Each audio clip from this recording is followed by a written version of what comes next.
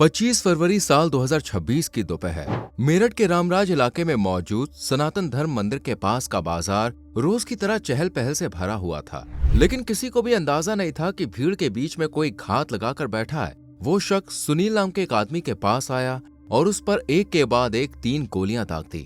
गोलियों की गड़गड़ाहट से पूरा इलाका दहल उठा और सुनील बुरी तरह से जख्मी होकर जमीन पर गिर पड़ा। उस शख्स ने अपने चेहरे से नकाब हटाया और चिल्लाकर कहने लगा कि क्या कोई है जो इसे बचाना चाहता है। उसकी आंखों में गुस्सा और जुबान पर चेतावनी थी। लेकिन अब सवाल ये उठता है कि आखिर उसने सुनील को क्यों मारा? वो 9 दिनों से साय की तरह उसका पीछा क्यों कर रहा था? अगर आप भी जानना चाहते हैं इन सवालों के जवाब तो वीडियो को एंड तक देखिए।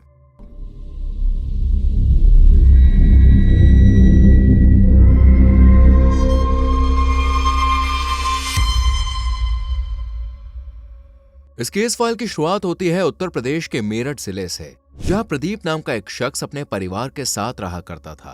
प्रदीप की उम्र करीब 30 साल के आसपास थी और वो मूल रूप से मेरठ जिले के फलावदा थाना क्षेत्र के सनोता गांव का रहने वाला था। उसकी फैमिली में उसकी मां संतोष, पिता ब्रहन सिंह और साथ ही 2 बड़े भाई थे। एक का नाम अरविंद और दूसरे का नाम परविंदर, जो शादीशुदा थे। और परविंदर की पत्नी रूबी ने परिवार की जिम्मेदारियों को अच्छे से संभाल रखा था, जबकि घर का खर्च चलाने के लिए तीनों भाई अलग अलग काम करते थे।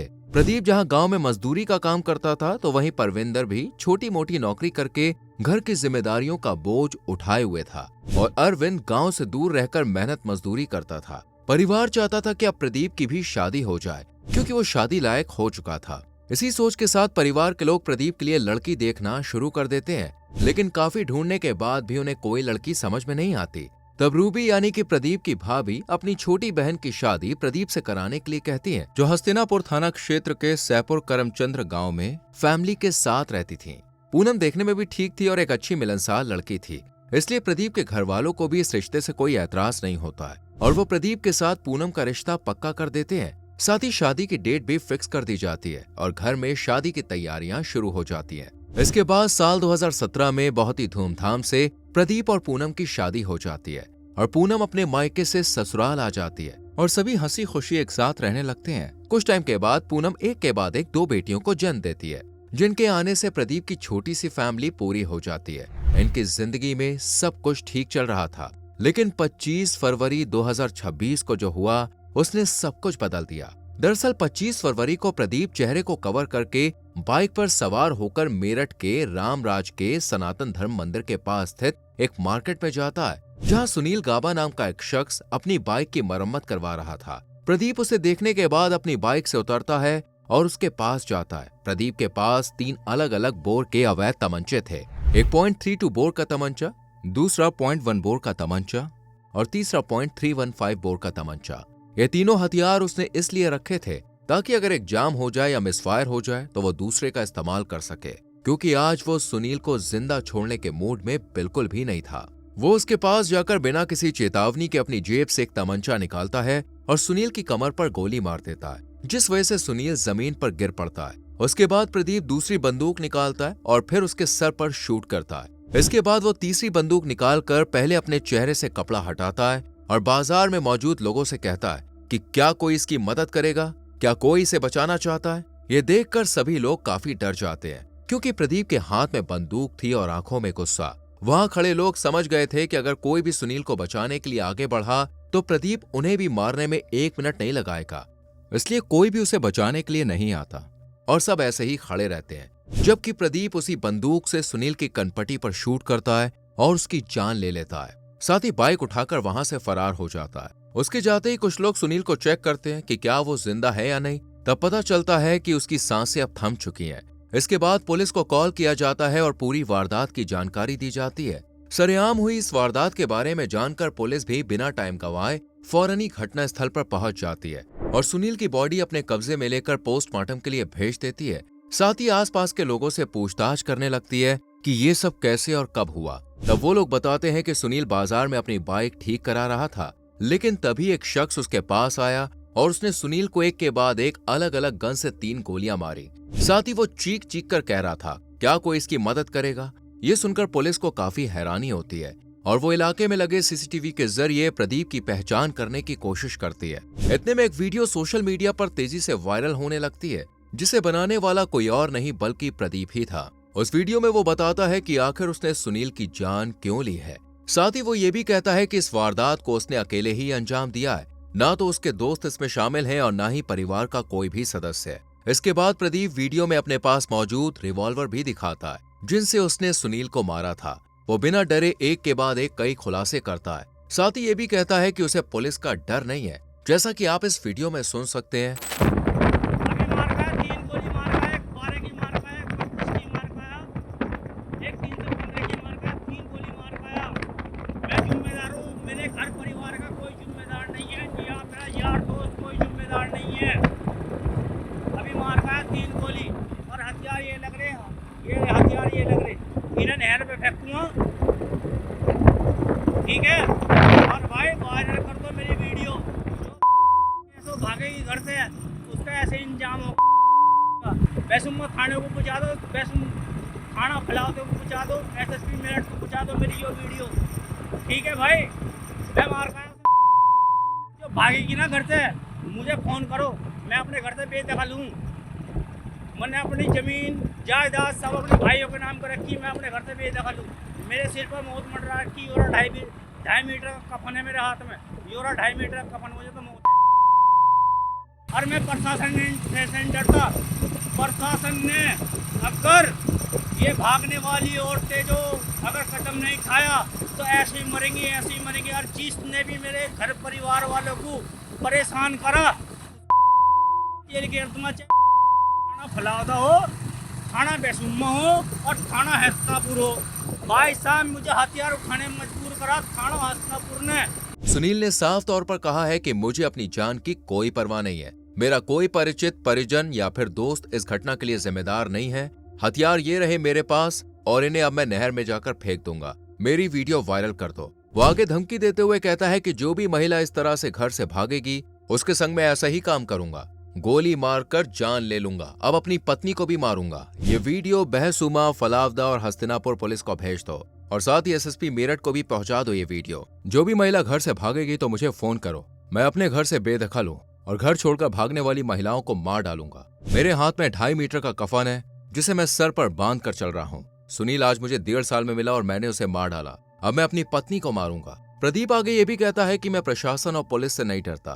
पुलिस प्रशासन ने अगर घर छोड़कर भागने वाली महिलाओं पर कदम नहीं उठाया तो इन सबको मैं मार डालूंगा। मुझे हथियार उठाने के लिए हस्तिनापुर पुलिस ने मजबूर किया। दरोगा AK शर्मा और दरोगा अनिल कुमार ने मेरी मदद नहीं की। देखते ही देखते ये वीडियो सोशल मीडिया पर तेजी से वायरल होने लगता है और हर कोई प्रदीप की बात सुनकर हैरान रह जाता है। इधर पुलिस को जब वीडियो के बारे में जानकारी मिलती है तो वो भी समझ जाती है कि सुनील को मारने वाला प्रदीप है, लेकिन मुश्किल ये थी कि वो हथियारों से लैस था और मरने मारने के मूड में था, इसलिए पुलिस कोई जल्दबाजी नहीं करना चाहती थी। उन्होंने पहले प्रदीप की लोकेशन ट्रैक करनी शुरू की और रामराज कस्बे और सनौता गांव की ओर जाने वाले रास्तों के CCTV कैमरास को खंगाला। साथ ही पुलिस ने प्रदीप के मोबाइल नंबर को सर्विलांस पर लगाया। हालांकि उसने अपना फोन बंद कर लिया था, लेकिन आखिरी लोकेशन फलावदा क्षेत्र के सनौता और आसपास के जंगलों की तरफ मिली।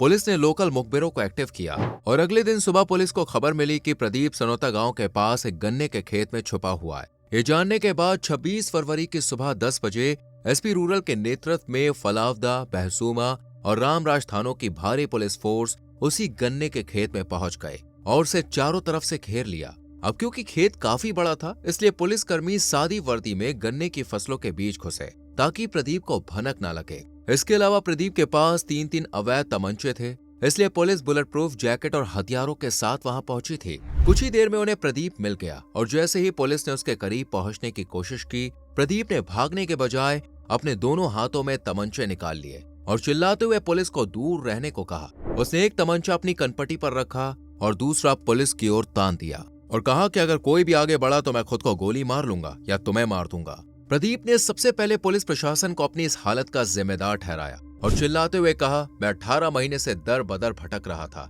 जब मेरी पत्नी मुझे छोड़कर चली गई थी तब मैंने थाने के कई चक्कर काटे थे, पर किसी ने भी मेरी फरियाद नहीं सुनी। प्रदीप का कहना था कि पुलिस ने उसकी एक भी शिकायत पर गौर नहीं किया और सुनील गाबा के खिलाफ कोई कार्रवाई नहीं की, जिससे सुनील को और हिम्मत मिल गई। उसने अपने अंदर छुपे गुस्से और दुख को जाहिर करते हुए कहा कि सुनील और पूनम अक्सर उसे फोन करते थे और उसे नीचा दिखाते थे। समाज में उसका जीना बहुत मुश्किल हो गया था।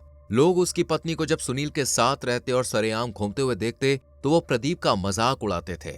उसकी इज्जत खत्म हो गई थी, जिस वजह से वो खुद को एक जिंदा बॉडी महसूस कर रहा था। बस सुनील ने ना सिर्फ उसका घर तोड़ा था बल्कि उसकी मासूम बेटियों से उनकी मां भी छीन ली थी। इसी दर्द ने प्रदीप को उसकी जान लेने पर मजबूर कर दिया। पुलिस ने करीब 40 मिनट तक प्रदीप की बात सुनी और उसे सरेंडर करने को कहा। तब प्रदीप ने हल्की सी मुस्कान के साथ उन्हें जवाब दिया और कहा कि उसे अपनी जान की परवाह नहीं है, क्योंकि उसने अपना बदला पूरा कर लिया। उसने सुनील को मारकर अपना इंसाफ खुद कर लिया।